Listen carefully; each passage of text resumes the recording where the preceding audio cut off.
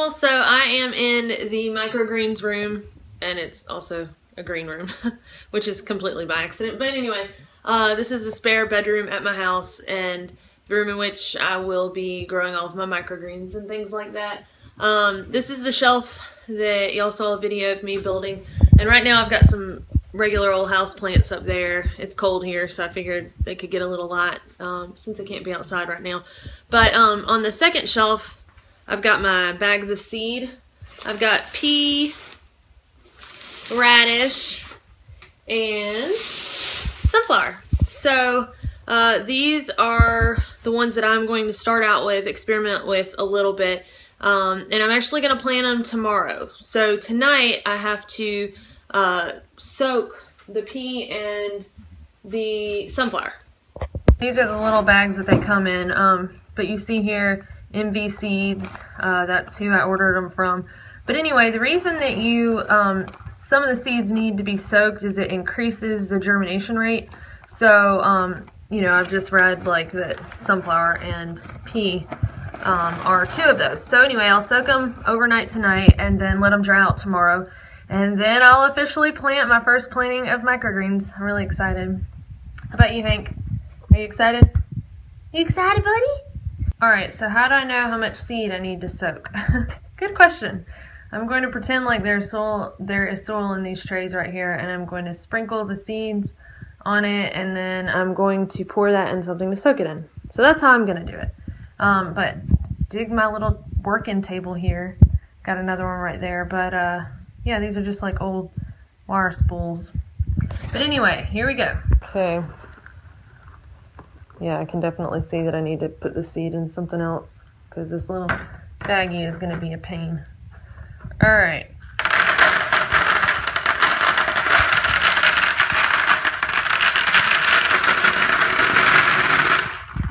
I guess getting used to how many scoops I need and all of that is going to be interesting too. Does it smell like peas, Hank? But anyhow, alright. There are the peas. And the thing is if I need to put more after these soak, like if I'm spreading them out on the actual soil and it looks like that there aren't enough seeds, then I can always add more. This is just basically, like I said, to help germination. It's soaking the seeds in place of scarification, which happens naturally in nature. So anyway, we're just soaking them to kind of get the waterproof coating off so that they will emerge. Alright, that's what I'm going with for now. So I'm going to go ahead and dump these off into some Tupperware to soak them overnight. Alright, now I'm going to very, very carefully dump these into a Tupperware dish.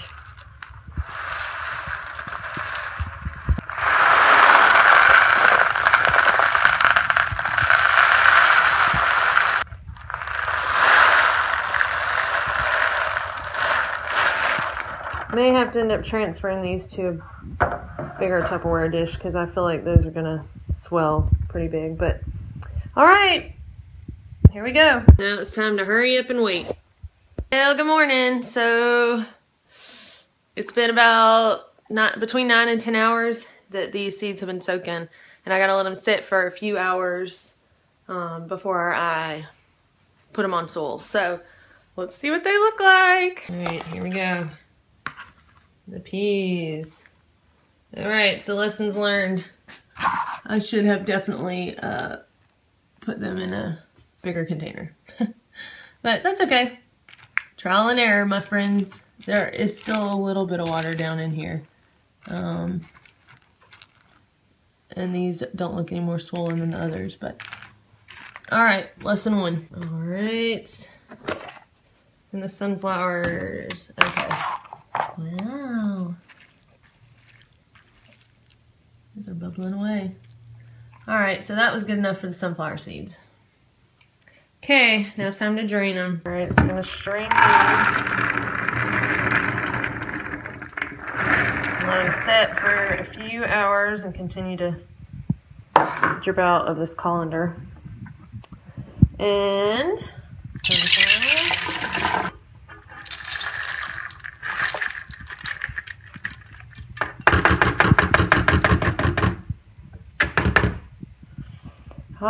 Alright, gonna let these guys set and then we'll get to putting them in some soil. Eventually I'm gonna get a piece of plywood and make a tamper to mash the soil down so it's level when I sprinkle the seeds onto it.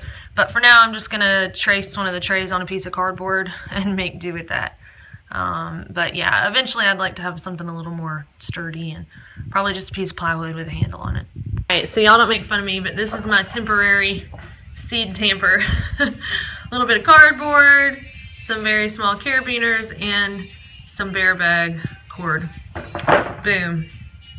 I'm waiting for those seeds to finish draining. I'm gonna go ahead and prep these trays with some soil, but I'm using Fox Farm Ocean Forest soil, and the reason I went with such a high quality soil is because it's important for the growth of these greens, just like eating healthy food is important for people. So want to grow healthy plants, got to give them a good medium to grow in. But anyway, I'm going to finish up this, and before long, I'm putting the seeds in. Okay, so using the tamper to flatten the soil so that no seeds collect, you know, too densely in one spot. And boom. Alright, time to sprinkle the seeds. Now the idea here is to evenly spread them while you're shaking them out. You don't really want to touch all over the seeds after you've sprinkled them, because you don't want to get soil on them. So the less soil you have on them, the better. So kind of touching them dirties the seeds more. Of course, these are kind of rolling around, but anyhow. Alright, I'm going to go use 2 hands now. The peas, I ended up having a decent amount left over once I filled that tray. So I went ahead and filled in with seeds that I didn't soak. So this will be kind of an experiment, you know, to see how well the mixed soaking versus dry seed does against the completely soaked seed. So we'll see.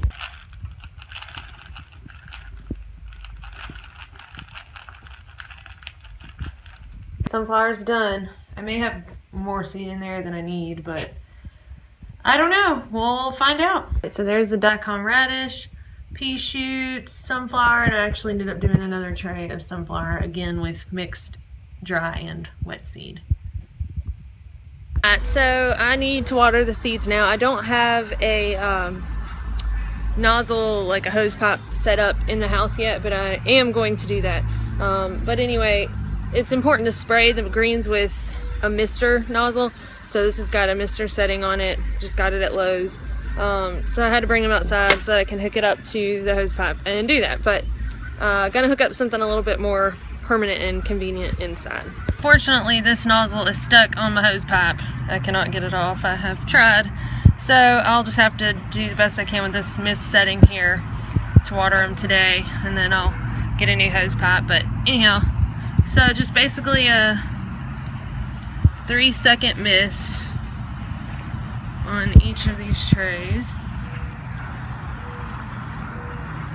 Sorry for the weird shadows.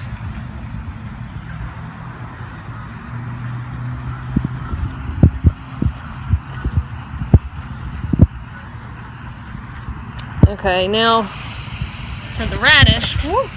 Alright, so the sunflower and the pea will sprout pretty well by themselves, but the radish needs a little more moisture, so if you put a paper towel on top, it kind of acts like a top layer. So that's what I'm going to do here, and then I'm going to go ahead and mist this one for a few seconds. Alright, now I'm going to stack them up and tote them back in. Alright, I toted them in without dropping any. Yay!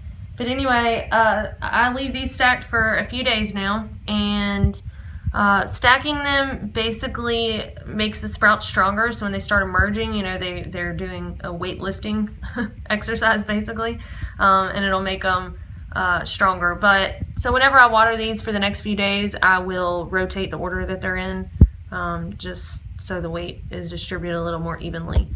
Well, that's it for today. Now we wait.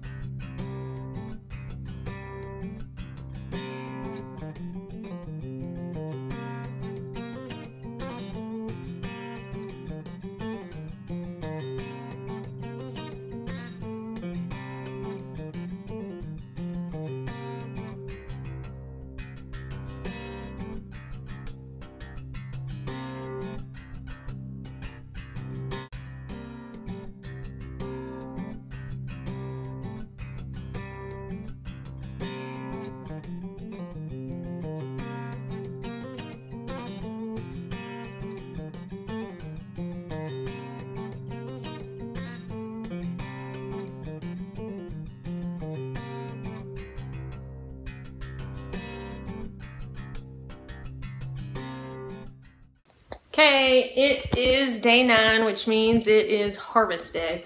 And there are sunflower shoots, pea shoots, and then my radish are right here. And I'm actually going to go ahead and harvest these first. So let's do it. I just went ahead and measured out an ounce so I can show y'all an example. But anyway, went ahead and put the radish, microgreens in a Tupperware and soaked them in water to wash them. And you can see I've kind of dumped out some seeds and stuff along the side. So this gives you a chance to skim off dirt and seeds and all the stuff that you don't want in your greens. So now that I have washed them, I'm about to put them in my green spinner. Alright, so the greens are down in there. You can see them. And this is a salad spinner or green spinner or whatever you want to call it. I purchased off of Amazon. Probably need to upgrade to a bigger one eventually, but nifty little thing. Pops up and spin, and you can see the water is spinning off of it there. And then whenever you want to stop, it's got a little brake. Look at there, look at there. So there are the greens, and you can see the water left behind down in the bottom of the spinner. After washing your greens, you're going to lay them flat and spread them out to allow them to dry. So maybe have a fan going or something like that.